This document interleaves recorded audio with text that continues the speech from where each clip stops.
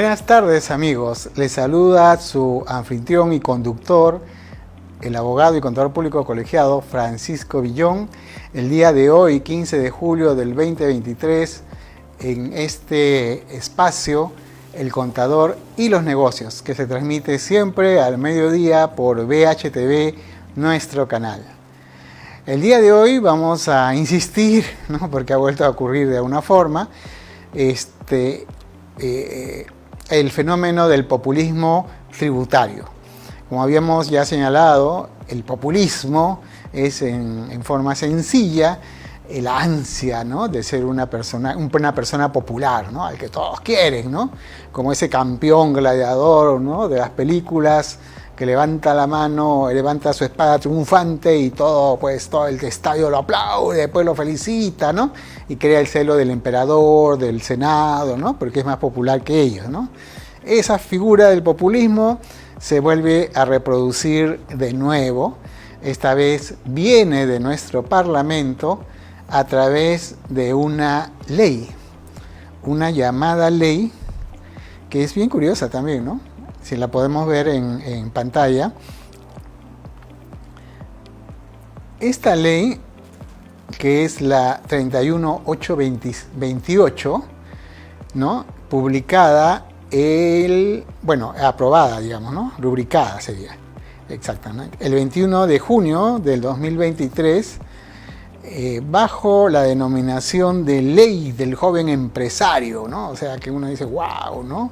El Parlamento por fin, la chunta, ¿no?, acaba de hacer una ley que favorece, que promueve el emprendedurismo entre la población joven de nuestro país. ¡Bravo por el Congreso! ¿No? Ahí viene lo populista del asunto. Bueno, el título de la ley no corresponde al cuerpo de la ley. O sea, el título está hecho, para los titulares realmente, pero si vamos a la revisión de la ley, de lo que indica, ¿qué cosa es esta famosa ley?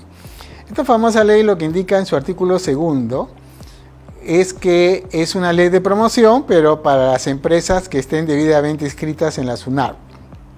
O sea, no promueve, pues, porque ya hay las empresas ya están en SUNAT, ¿no? O sea, por ahí no va el asunto. Y señala como beneficios que va a haber un proceso de constitución o inscripción registral simplificada de la empresa, para cuyo efecto el Ministerio de la Producción realizará las acciones necesarias. Ergo, no dice nada sin esa parte, ¿no? O sea, este beneficio que se le quiere dar en general a los emprendedores, porque acá no le ha puesto ningún límite de edad, sino dice en general a todos, es de una inscripción registral simplificada de la empresa, cosa que ya existía, dicho sea de paso. Para ello nunca necesitaron la ley. El Ministerio de la Producción, en una alianza estratégica con notarías, colegio de abogados y otras instituciones públicas como el Ministerio de Trabajo y las municipalidades, y la SUNAT, no, las municipalidades no llegaron a entrar, la SUNAT sí, la SUNAT, el Ministerio de Trabajo y los notarios. Hicieron un proceso hasta digital de constitución de empresas, sin intervención prácticamente de abogados, ¿no? Bueno, se va a poner una notaría en cierta manera. Y se lograron inscribir una empresa en 24 horas en algunos casos, ¿no? Entonces, esto ya existía. O sea, ese programa ya existía, no requirió ninguna ley expresa y funcionaba muy bien, funcionó bien, mientras decidieron que funcionara. Porque en algún momento, no sé, pues se agotaron los fondos o un burócrata dijo que lo vamos a hacer mejor y lo suspendemos. La cosa es que no entendemos por qué se desactivó. Y ahora esta ley la vuelve a poner en ristre, encargándose al Ministerio de la Producción. Pero para eso necesitaban una ley. Pero bueno, ya está. Y en su inciso B del artículo 3, que estamos bajo análisis, señala que el gran beneficio que se establece es para aquellas empresas que se encuentren en el régimen MIPE tributario, que ya hemos estado conversando en semanas pasadas, y los que se encuentren en el régimen general de renta, que lo vamos a comentar hoy día, pero también ya le hemos un poco esbozado el concepto, ¿no? ¿Y en qué consiste este beneficio? Que para los años 24-25, cuando se contrate a un trabajador joven, ¿no?, y acá se indican qué se considera un trabajador joven, entonces van a poder deducir el gasto de su remuneración más un 50% más como bonificación adicional. Es decir, si yo pago 100 de remuneraciones a este trabajador joven, para fines de impuesto a la renta voy a deducir no 100, sino 150. Ese es el gran, digamos, el gran gancho, digamos, de esta ley. Pero regresamos, o sea, no está favoreciendo a empresarios jóvenes, está favoreciéndolos a jóvenes de alguna manera, ahora como lo vamos a ver después, pero en forma muy mediatizada, ¿no? O sea, un poquito así. Pero observen que hasta ahora lo que yo les estoy explicando no concuerda con el título de la ley, ¿no? Ya esto parece un problema hasta semántico, ¿no? Leemos y no entendemos, o escribimos y no queremos, y lo que escribimos no corresponde a lo que desarrollamos o queremos decir. Ahora, ¿qué cosa se considera este trabajador nuevo? Mira, primero vamos a hacer unas precisiones. ¿Por qué dice que la deducción de impuesto a la renta será para el 24 y 25? Porque todas las condiciones sobre la ley de impuesto a la renta se establecen el año anterior. O sea, si yo cambio alguna condición del impuesto a la renta en el 2023, se tiene que aplicar a partir del próximo año. Es decir, las condiciones de impuesto a la renta para el 2023 se fijaron hasta el 31 de diciembre del 2022. ¿No? Entonces, en esa parte tiene... Y lo otro que me llama la atención es solo por un periodo bien cortito, ¿no? 2 años, 24 y 25. Supongo que después sacarán una prórroga y una nueva prórroga. Bueno, en algún momento le incorporarán pues como un crédito adicional a la legislación general de impuesto a la renta. Entonces, esta es una norma que afecta al impuesto a la renta, ¿no? ¿Habrá tenido informe técnico de SUNAT? No sé. Bueno, vamos a pedirle todo el expediente para verificar algunos detallitos, ¿no? Por transparencia. Y ya se lo comentaremos en su oportunidad. Entonces, ahora, ¿qué cosa es ese nuevo trabajador? ¿Qué características tiene, ¿no? ¿Qué características tiene este nuevo trabajador? Este nuevo trabajador debe ser un trabajador que al momento de su contratación tenga una edad igual o mayor a 18 y no mayor a 29 años. En realidad debería llamarse la ley de promoción a la contratación del joven trabajador. Ese sería un nombre más adecuado. Otra de las condiciones, que no debían haberlo puesto porque eso era obvio, era que el trabajador no debe estar registrado en planilla electrónica de una más empresa. Bueno, esto sí es interesante. O sea que este trabajador no debe dupletear, ¿no? Solo debe estar en una sola planilla y solo en una sola planilla recibe el beneficio. La tercera condición es que la remuneración básica mensual del nuevo trabajador no debe superar los 1.700 soles. Entonces yo digo, ¿y por qué 1.700 soles? ¿Por qué no 2.000? ¿Por qué no 3.000? En realidad, lo más técnico hubiera sido que en todo caso, esta bonificación no deba superar a 25 UIT, al 25% de una UIT, a la mitad de una UIT, a una UIT. O sea, ¿por qué?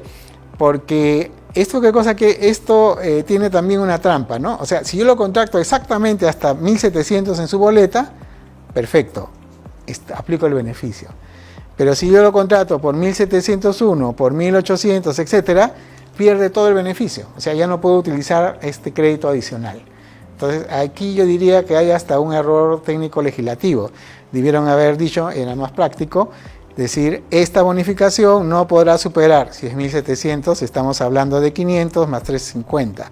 No deberá superar los 850 soles, con lo cual damos oportunidad a que la empresa contrate un trabajador joven de 18 a 29 años, le pague más de 1.700, pero utilice pues este beneficio hasta el primer tramo nada más, hasta los 1.700 soles iniciales que le pague y todo el exceso ya no tiene beneficio, ya no tiene la deducción adicional.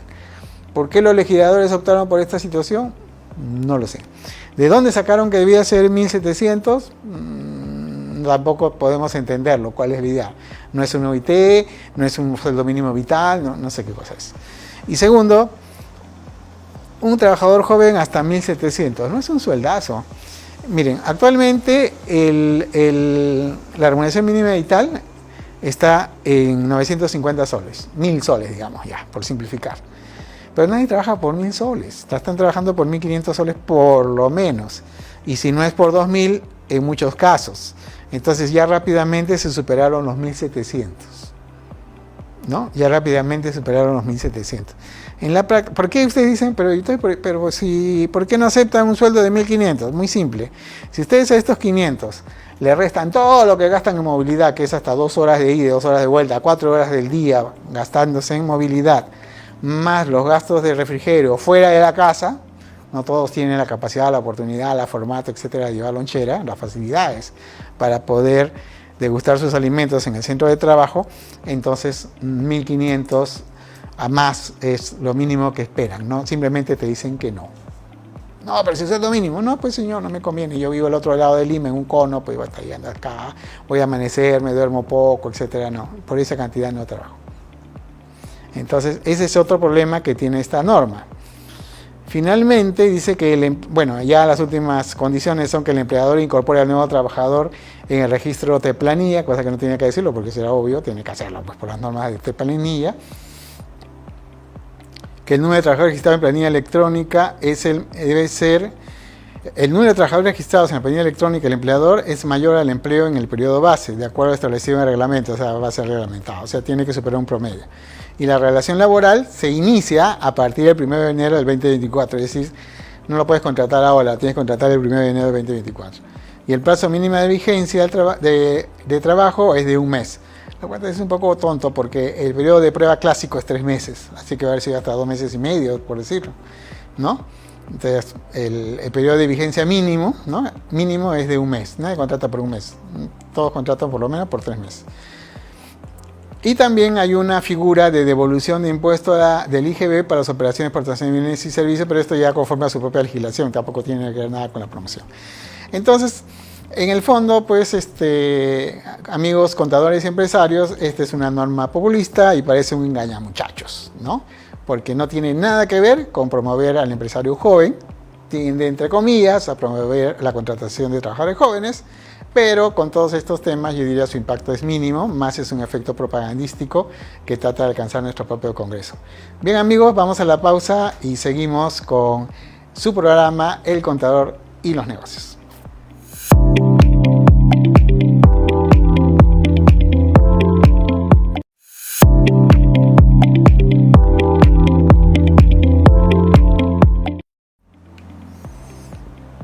Buenas tardes amigos, bienvenidos acá al segundo bloque del programa El Contador y los Negocios correspondientes al día de hoy, 15 de julio del año 2023. Bien, en el bloque anterior ya comentamos cómo nuestros ilustres legisladores confunden el título de la ley con el contenido y no saben formular el título de la ley, ¿no? O sea, prácticamente es una ley propagandística con un efecto tributario mínimo, tanto para el empleo como para fines de impuesto a la renta, ¿no? Entonces, no va por ahí. Pero no es lo único que estamos observando, o sea, no es el legislativo el único que tiene errores y problemas de técnica legislativa. También se presenta lo mismo en el Poder Ejecutivo. Y lo vamos a ver en la siguiente resolución ministerial, ¿no? Que data del 31 de diciembre del año 2022, en realidad no es muy reciente, ya tenemos más de medio año. Este es un proyecto de ley que por resolución ministerial se remite al Congreso de la República y se prepublica, ¿no? Es el proyecto de ley de contratación del Estado. Pero, ¿qué es lo que pasa con este proyecto de ley? Si ustedes la revisan, lo curioso es que el proyecto de ley dice muy pocas cosas, el nuevo proyecto de ley de compra del Estado, que es un proyecto, ojo, presentado por el Ejecutivo, ni más ni menos, es decir, que se supone que se consultó con OCE, ¿no? Y otros entes técnicos, pero que al final no te dice nada, simplemente enuncia grandes temas y te dice todo lo demás se establecerá por reglamento. Entonces, es un proyecto de ley que deja muchos temas a su reglamento. Entonces, si tienes el proyecto de ley y no tienes el proyecto de reglamento, en verdad no estás diciendo nada. Es un poco curioso, ¿no? O sea que es un proyecto de ley que es desregulado con respecto a la ley vigente, que es bien precisa en todos sus temas, y que crea nuevos aspectos, ¿sí, no? Que son interesantes. Por ejemplo, por primera vez aparece una normativa sobre qué es comprar en estado de emergencia, pero dice que los detalles los remite al reglamento. Aparece otra normativa para poder juntar instituciones públicas a hacer compras corporativas, pero tampoco explica el detalle porque se remite al reglamento. Y también menciona otras cosas similares, pero todas se remiten al reglamento, entonces el reglamento es más importante que la ley. Ahora, esto también tiene otro efecto, ¿no? Si es reglamento, tenemos una ley marco de compras del Estado prácticamente, y el desarrollo está en su reglamento y este es más fácil de cambiar. O sea, va a ser más fácil de cambiar por la administración pública de turno en base a una ley genérica. Entonces, lo que se está ocurriendo realmente, lo que está pidiendo el Ejecutivo es, señor Congreso, apruébame una ley general, prácticamente una ley marco, y desplázame el control de compras del Estado a mí, al Poder Ejecutivo. Entonces yo por decreto supremo voy a poder ajustar para arriba y para abajo lo que se necesite en cada momento para hacer las compras del Estado. ¿Será una buena medida? ¿Será una mala medida? ¿Favorecerá más la corrupción, las corruptelas? ¿O los ciudadanos requieren más bien y los ciudadanos, y no solo los ciudadanos, también los proveedores van a requerir una mejor salvaguarda de sus intereses en una ley? Porque eso es lo que ocurre ahora. La ley actual da bastantes garantías a los ciudadanos y a los proveedores, ¿no? Con algunos temas que facilita la compra, favoreciendo también a la institución pública. O sea, siempre hay una balanza, ¿no? En las leyes de compra del Estado. O favorece al proveedor y da más garantías, o favoreces a la entidad para que compre y ejecute más gasto público. Entonces, rara vez ha estado bien equitativo. Ahorita está la balanza un poquito así, ¿no? Se inclina a favor del proveedor en muchos aspectos. Los burócratas se quejan, no me dejan comprar porque hay demasiadas cosas, pueden impugnar, pueden hacer esto, pueden hacer aquello. Entonces, de repente, lo que quiere el Ejecutivo es dame solo una cuestión muy general y yo ya puedo hacer lo que quiera con los proveedores, ¿no? Un régimen autoritario podría abocarse a eso, y un régimen bien garantista y que favorezca a los proveedores podría hacerlo al revés. Podría maniatar al Estado en las compras. O, finalmente, favorecer a que los proveedores impugnen y ganen sus reclamos, aunque no tengan mucha base de convicción, ¿no? Entonces, ese es otro de los errores. Bien, regresando al tema de lo que habíamos estado comentando en semanas pasadas, vamos a comentar el último de los regímenes generales de impuestos a la renta y el más pesado de todos.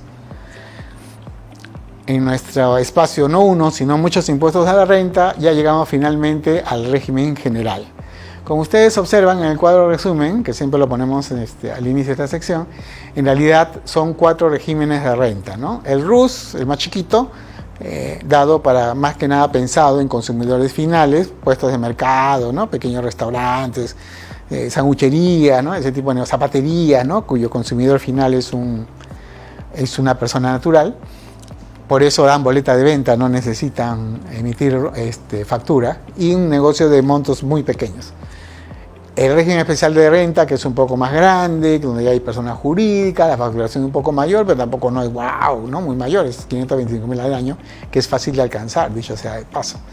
Con un disque regímenes de libros contables simplificados, pero que en la práctica casi es una contabilidad completa, porque hay otras obligaciones formales que te pide la SUNAT y al final terminas haciendo contabilidad completa.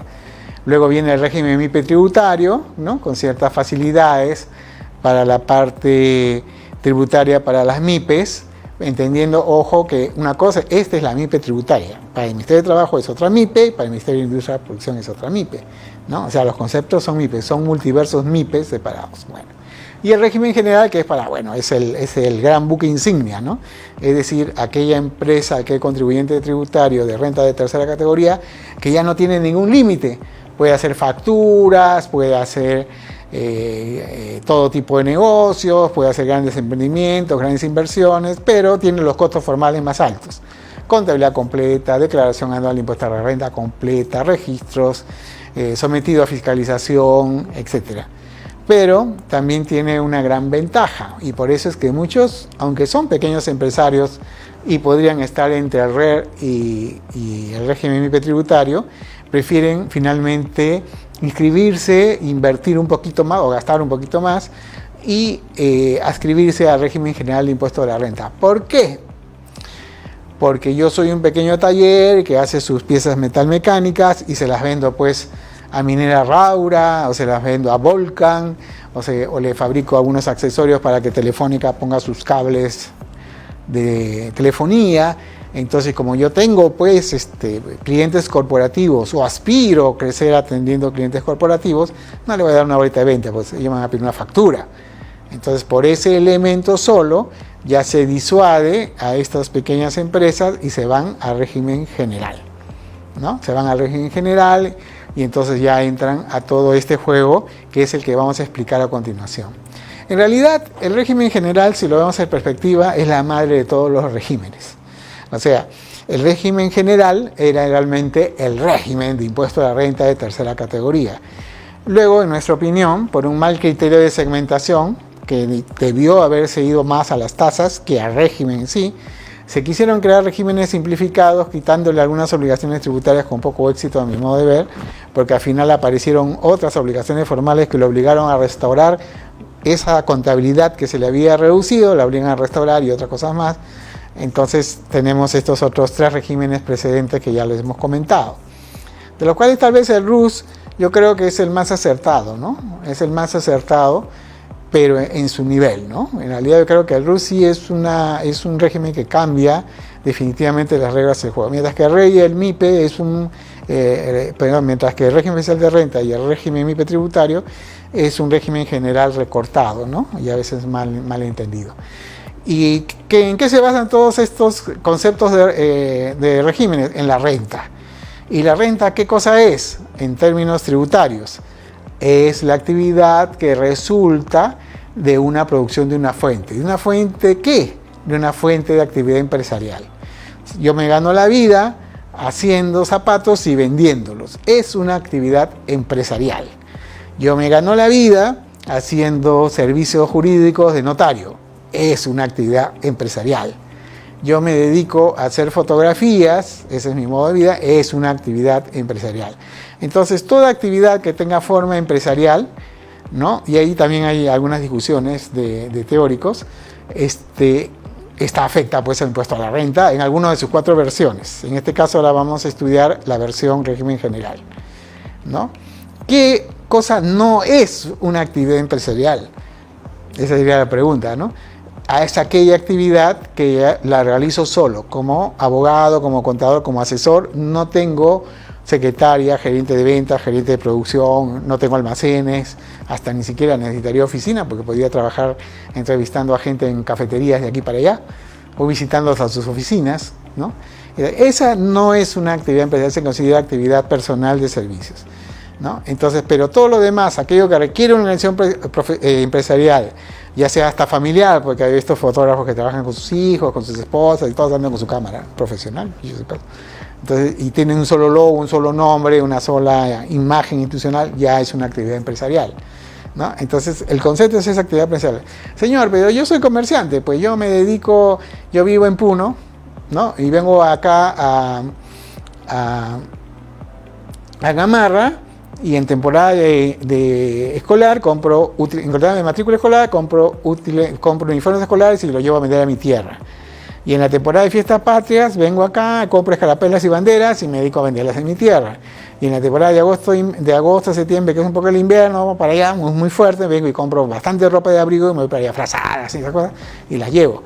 Entonces, no, señor, pues yo no soy un empresario, soy un comerciante. Bueno, para la SUNAT, él sí es un comerciante, sí es un empresario, porque él está comprando para vender, para consumo, para actividad generadora de renta de tener. Él está comprando para hacer ganancia. Entonces, él sí es un empresario. Entonces, ese es el primer concepto que debemos tener claro. Y el segundo concepto es el de la causalidad. O sea, la fuente es esa actividad económica empresarial que yo lo hago todos los días para tener un ingreso, para subsistir, para mi progreso, bienestar personal. Esa es la fuente, por eso es una fuente, es algo que todos los días me genera dinero. Pero esa fuente implica gasto, o sea, yo no voy a ganar vendiendo uniformes escolares y primero no los compro al mayorista, o si yo no los confecciono. Entonces, esa actividad requiere un gasto previo, y ese gasto previo tiene que estar vinculado causalmente con mi actividad empresarial. Es obvio que si yo vengo a comprar uniformes escolares para venderlos, puedo identificar rápidamente los gastos. Bien, vamos al corte y seguimos explicando estas ideas.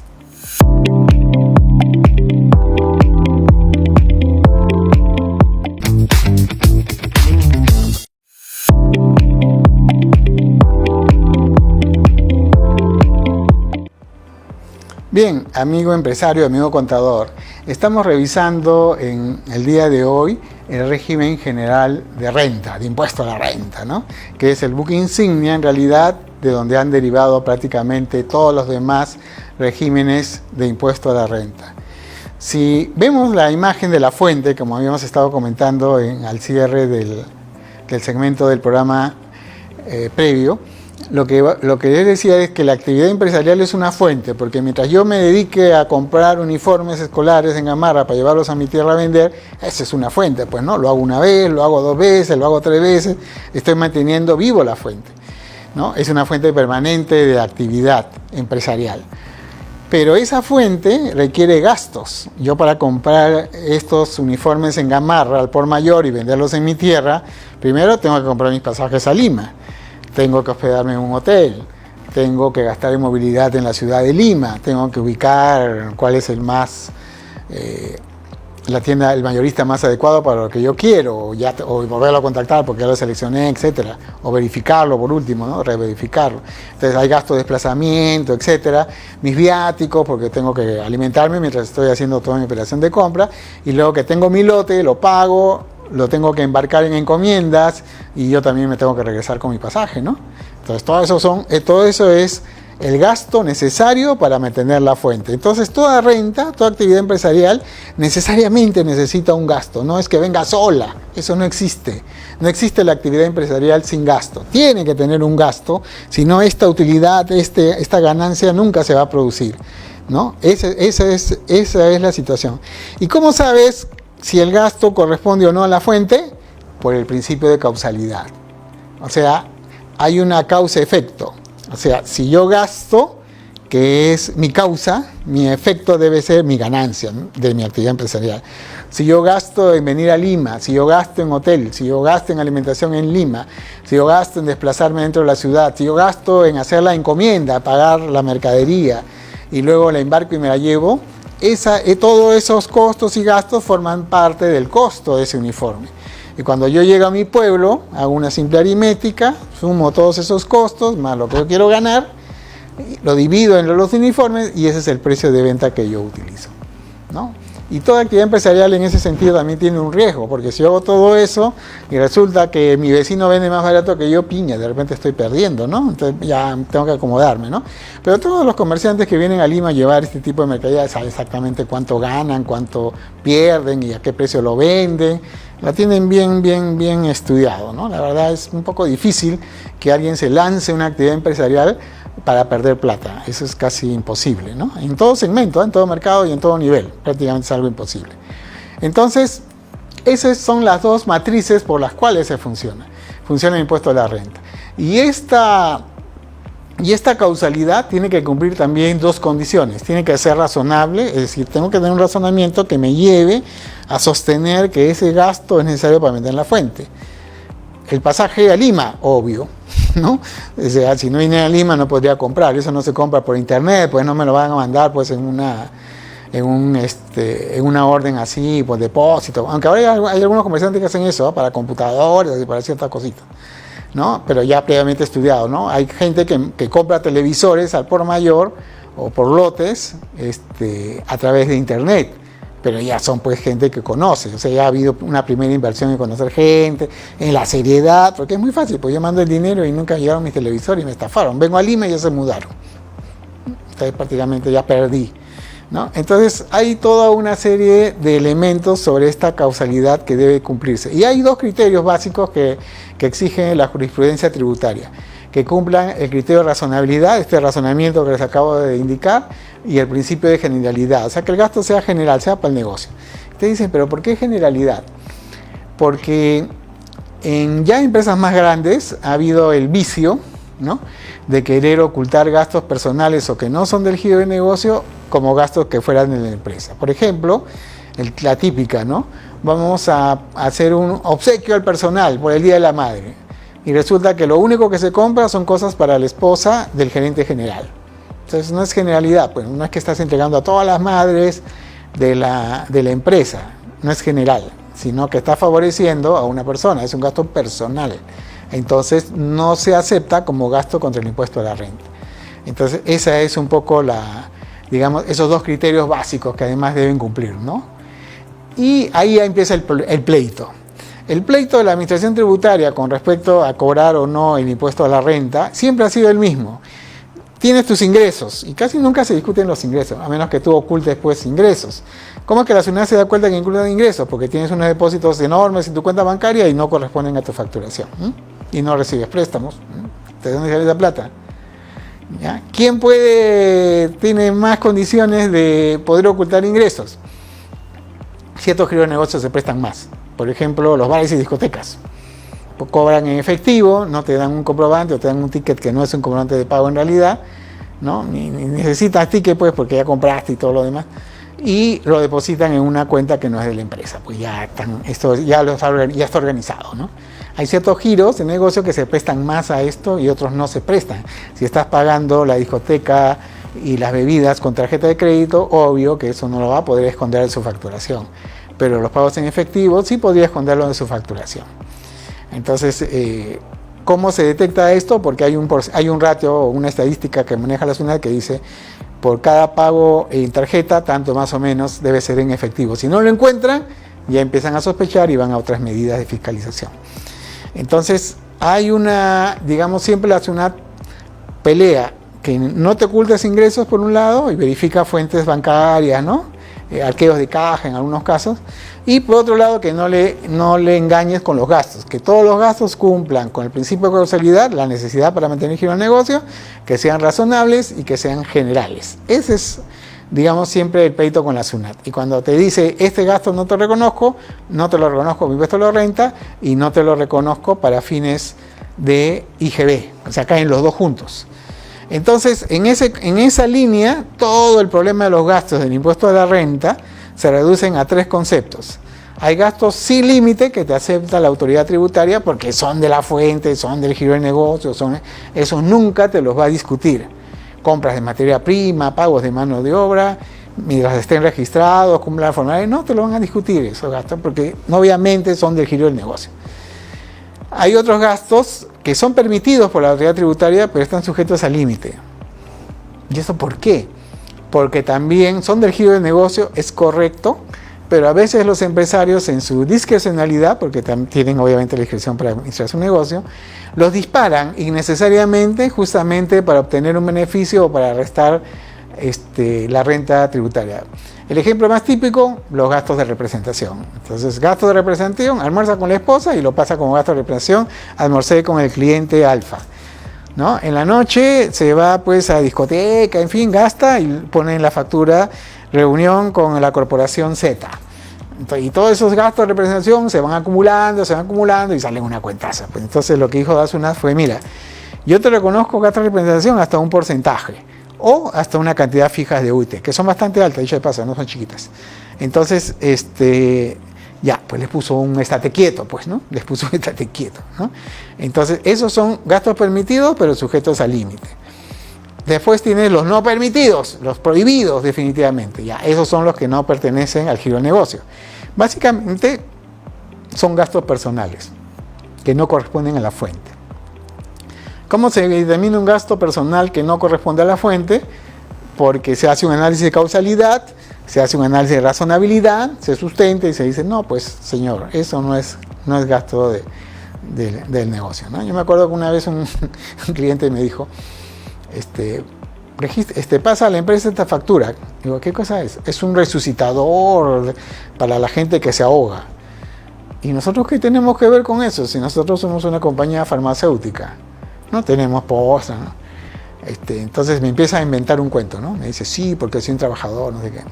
Oiga, señor, pero por la forma que tiene y los usos que tiene, se nota pues que este es para deporte acuático. O sea, que es muy aficionado al gerente, ¿no? Gerente y accionista de la empresa, ¿no? No solamente de la gerente. Era muy aficionado a deporte acuático, entonces como hacía esas cosas y por seguridad, para estar con sus patas más tranquilos, había comprado ese aparato, ¿no? Un aparato especial. Y que no es el resucitador que anda en una ambulancia, yo creo que es otra cosa.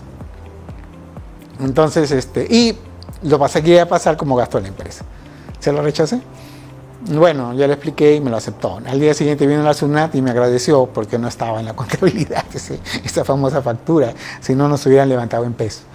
Entonces, ese es uno de los problemas que hay a veces, porque los señores empresarios presionan a sus contadores por hacer pasar facturas y a veces los contadores, en esa necesidad, pues, ¿no?, de complacer a sus jefes, no hacen la evaluación del caso y no advierten los riesgos, como en este caso yo llegué a hacerlo, para decirle que esto generaría una contingencia tributaria y podría crear un efecto grave. Incluso yo le dije, mire, su gracia va a costar en impuesto a la renta tanto. Yo lo pongo en la contabilidad, pero lo voy a reparar. Reparar significa sumarlo a la utilidad normal para que pague impuesto a la renta de esa factura, ¿no? Y en crédito fiscal no le iba a poder poner. Iba a reparar también IGB. Entonces sí, le puse los costos, ¿no? No, que sí, que no. Bueno, al final dijo, no, ya, no lo acepto en esas condiciones. Ya, pues lo sacamos, ¿no? Pasó como préstamo al dueño, a cuenta de su sueldo, ya contra utilidades, en fin, ya tenía su cuenta ahí, ¿no? Pero como le digo, al final me lo agradece porque viene la semana siguiente y bueno, no empezó. Entonces, ese es el concepto. O sea, amigos empresarios, el impuesto a la renta es básicamente eso. Ahí tienen un esquema de cómo la SUNAT lo ve. El tema es que, por ejemplo, en ese esquemita, que viene de las cartillas de impuesto a la renta anual de la SUNAT, es un esquema tributario, ¿no? Le ponen esas palabras un poco técnicas, que no viene a ser más que lo siguiente, pero traducido, ¿no? La siguiente lámina, pero traducida. Es decir, no viene a ser más que un cuenta de balance general.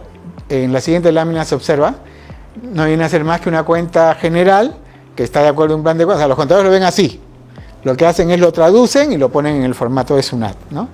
Y el otro que es un estado de resultados que se ve en la siguiente diapositiva, ¿no? Que es lo mismo que el estado de resultados que presenta la SUNAT, pero en otro idioma, ¿no? Pues, entonces los contadores son expertos en coger las cuentas y acomodar las casillas, para eso están entrenados, obviamente, ¿no?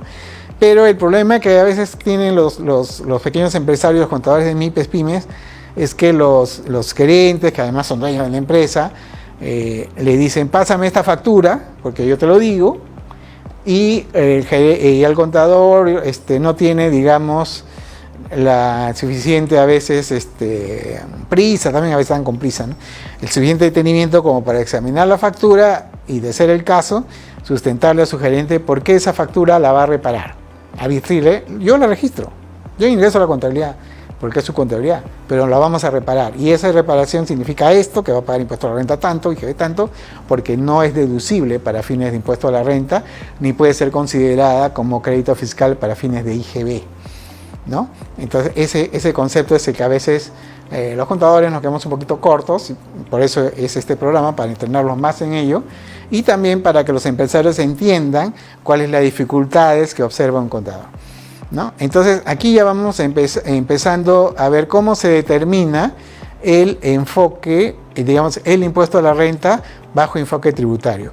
Aquí lo que hemos hecho es seguir un poco el orden de la cartilla y hemos acomodado las cuentas contables del estado de resultados en cada parte para que se observe cómo es que los contadores hacen esta traducción. Si vamos a la siguiente, vamos a observar un tip, ¿no? Apareció nuestro genio Einstein. ¿En qué consiste este tip? Este tip consiste en que hay una norma internacional, hay una norma de información financiera internacional, norma internacional de información financiera, que señala cuál es el criterio del devengo. Y eso se lo vamos a explicar ya en el siguiente bloque del programa El Contador y los Negocios, donde estamos terminando de desarrollar el último de los regímenes de impuesto a la renta, el régimen general. Vamos al corte y seguimos.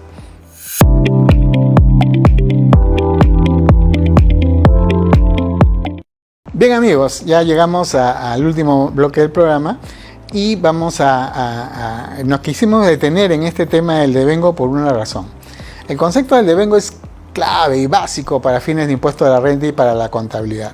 El impuesto a la renta se rige bajo el principio de devengo, pero por ejemplo mi impuesto a la renta de cuarta categoría se rige bajo el principio de lo percibido. Es decir, yo pago impuesto a la renta cuando cobro mis honorarios, no cuando lo facturo. En cambio, las empresas lo hacen al revés.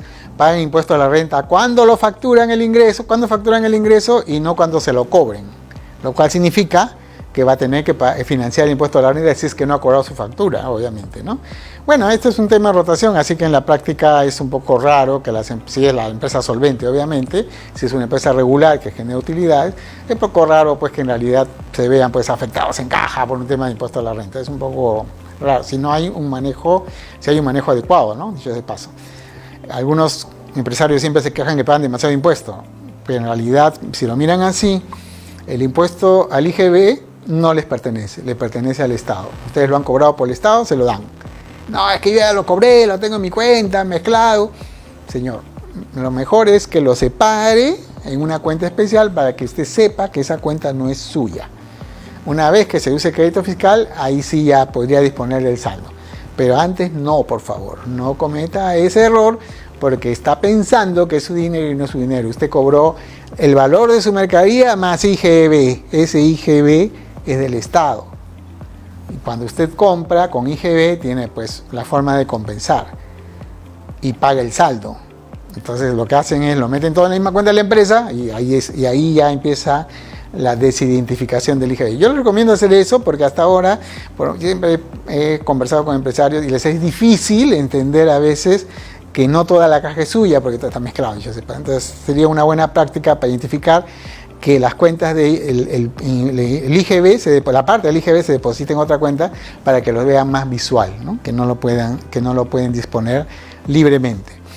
Entonces, el concepto del devengado está en una norma internacional de información fiscal. Los contadores son expertos en ello, dice de paso, señores empresarios. Los contadores se entrenan toda la vida en MIF y se reentrenan todo el tiempo. Y consiste en que allí debe haber una correspondencia entre ingresos y costos. Por ejemplo, si yo facturo hasta el 31 de diciembre las ventas de mi mercadería, yo tengo que deducir los costos que corresponden a la mercadería facturada. Y los costos que corresponden a la mercadería que no he vendido no son parte del costo de venta. Deben quedarse como valor de stock. ¿Ya? Ese es que consiste el criterio de venta. Ustedes dirán, bueno, parece sencillo, pero no lo es. Hay cosas que siempre se salen del cuadro y por eso el contador los analiza y les advierte y les comenta. En todo caso, ustedes pidan las explicaciones del caso, ¿no? Otro de los casos clásicos es el alquiler, ¿no? Yo pago 12 meses de alquiler el año más 3 meses de adelanto. Bueno, esos 3 meses de adelanto no son gastos del año. Esos son gastos diferidos y pasan a ser como una cuenta de caja retenida, que se llama activos diferidos justamente, ¿no? O gastos pagados por anticipado. Entonces, eso no es gasto, porque eso no es devengo, no cometan el error. Bueno, y así hay otras cosas que son más sutiles, ¿eh? Por eso siempre manéjenlo bien con su contador y siempre exijan también a su contador y ustedes también envíenlo siempre a cursos de actualización, a cursos de refuerzo. Las NIF cambian, el contexto cambia, aparece más casuística, hay más RTF que interpreta lo que es devengado y no, etc. Si vamos a la siguiente imagen, vamos a ver cómo los formatos de impuesto a la renta se van calculando, ¿no? Bueno, pero esa es una parte un poco más de detalle. Vamos a la siguiente, por favor. Ya, quería llegar acá. Estas tablas son importantísimas. ¿Se acuerdan que les dije hay gastos sujetos al límite, hay gastos permitidos sin límite, hay gastos sujetos al límite y hay gastos que están prohibidos, ¿no? Ese es el esquema del impuesto a la renta. Bien, acá tenemos una lista de todo lo que no está permitido. O sea, hemos juntado el exceso de los gastos sujetos al límite no está permitido con los no permitidos. Entonces, ¿qué cosa no está permitido como gasto y por lo tanto debe ser sumado a la utilidad comercial para determinar la utilidad tributaria? Bueno, hay un montón de conceptos, ¿no? Pero vamos a ir a lo más recurrente, ¿no? El exceso en gasto de movilidad de trabajadores. Hay una norma que dice cómo y cuánto le puedes pagar a los trabajadores en unas planillas sin boleta de pago, que sustenta el gasto de movilidad. El exceso tiene que ser reparado. Ese detallito y esos cálculos lo conoce su estudio contable, su contador. Oiga, señor, pero no sé qué. Bueno, ¿quiere pagar sin límite? Ya, pues contrata un Uber que le da factura, un taxi, un Marieta Cars, etcétera, esas empresas de transporte, obviamente cobran mucho más y va a tener un comprobante de pago que la SUNAT no se lo va a poder discutir. Después tienes, bueno, ya esto es muy técnico, ¿no? Depreciaciones del activo fijo con exceso a lo que la SUNAT lo permite. La SUNAT tiene una tabla de depreciación de activo fijo, que es el máximo depreciable por cada tipo de activo fijo, automóviles, maquinaria, minería, etcétera, y otros. Y ustedes miran y dicen, oye, pero esas tasas de depreciación son muy bajas. Sí, pues evidentemente son muy bajas. Yo diría que son hasta antitécnicas, pues no corresponde a la realidad. Pero es lo que dice pues nuestra autoridad tributaria. Cualquier exceso a eso puede ser reparado.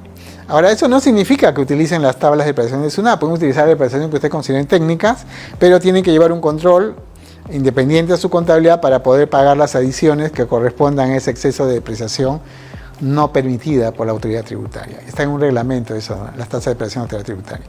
Mermas, desmedros que no se sustenten, no se permiten como gasto, provisiones de deuda por cuanza dudosa que incumple con requisitos legales, pero señor, el señor no me ha pagado, ¿cómo es posible que la SUNAT no me acepte el gasto del incobrable? Ah, porque la SUNAT te pide cosas formales, te pide que hayas hecho requerimiento 1, requerimiento 2, requerimiento 3, entonces ha sido un año, haya iniciado por lo menos un juicio, o iniciado cartas de notariedad, hay todo un rango de documentos que en casuística sobre ese tema. Su contador también lo sabe manejar.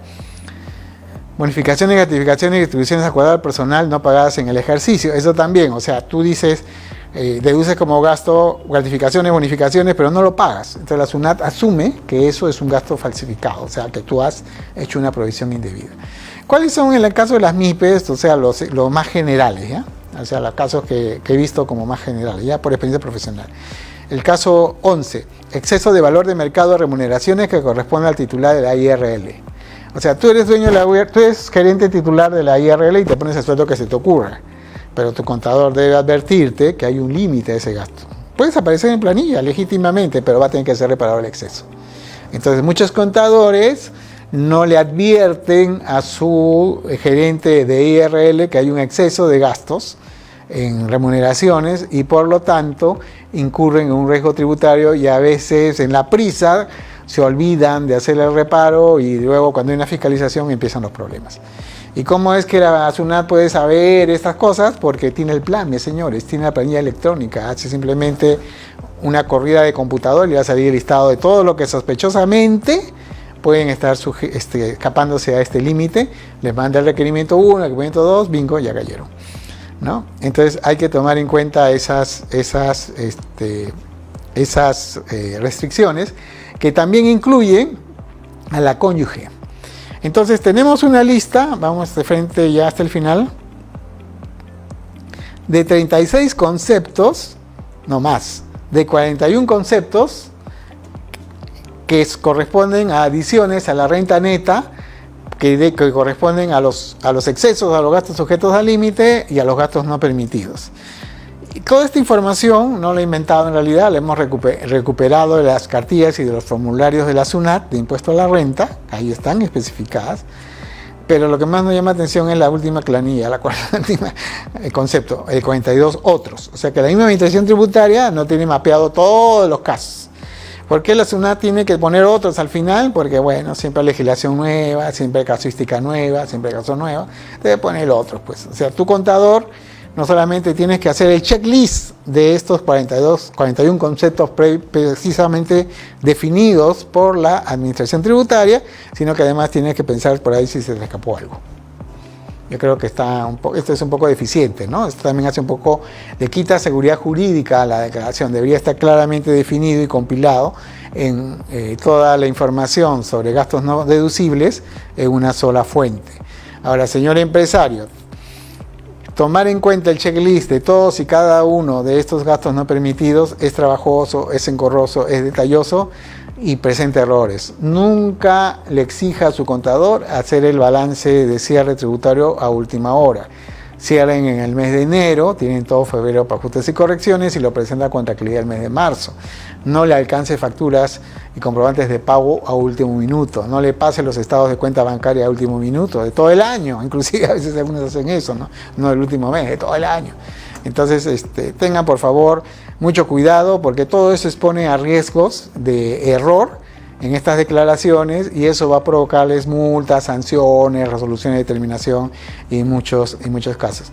Esta lista de verificación, además, señores contadores, yo les recomiendo por experiencia que al costado pongan una columna de célula, como si fueran auditores, y desarrollen cada caso, ¿no? No aplicable por esto, no aplicable, no aplicable, no aplicable. Aplicable célula 1, ahí está el cálculo. Aplicable célula 2, ahí está el cálculo. Aplicable célula 3, ahí está el cálculo, ¿no? Que hagan eso como un trabajo casi de auditoría tributaria, que es una sana práctica, para asegurarse que no incumplan con alguno de estos conceptos. Y nosotros por nuestro lado lo que vamos a hacer es apenas salga la cartilla del 2023 que debe salir en el 2024, vamos a reforzar todo esto y vamos a publicar las cartillas correspondientes a lo que corresponde para el próximo ejercicio, lo que sería el cierre de impuesto a la renta 2022. ¿No? Por el otro lado, también ya estamos preparando nuestra versión, la vamos a publicar en la página web del programa para que todos ustedes también tengan acceso y tengan una idea de lo complejo que es esto. Entonces, yendo ya a las conclusiones del programa, podemos decir lo siguiente.